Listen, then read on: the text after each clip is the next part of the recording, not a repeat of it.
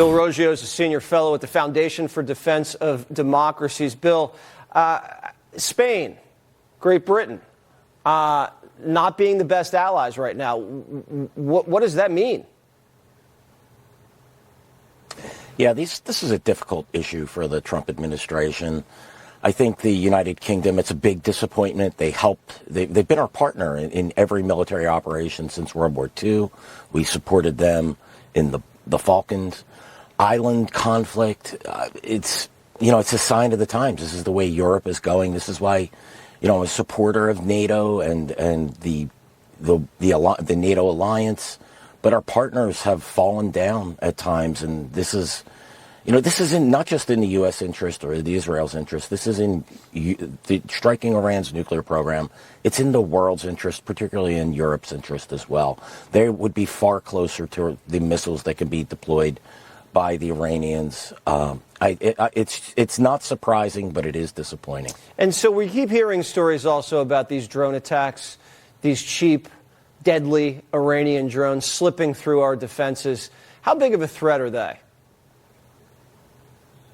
They are a threat. I mean, we've seen this in Ukraine. These are some of the same drones that the Iranians supplied to the Russians to launch attacks in Ukraine. You can launch a lot of them. They're cheap. They're easy to deploy. And they're hard to track. So they are a threat. And it's another reason. Look, what Iran is doing in these attacks against its neighbors, even neighbors like Qatar and Oman, who are supportive of the Iranian regime, this is all the more reason that this regime needs to be wiped off the face of the earth. And the Iranian people need to take control of their country. The only way a nuclear threat from Iran, the terrorist threat that they foiled our operations in Iraq and even in Afghanistan, the only way that you could ensure that this doesn't happen is to remove this regime.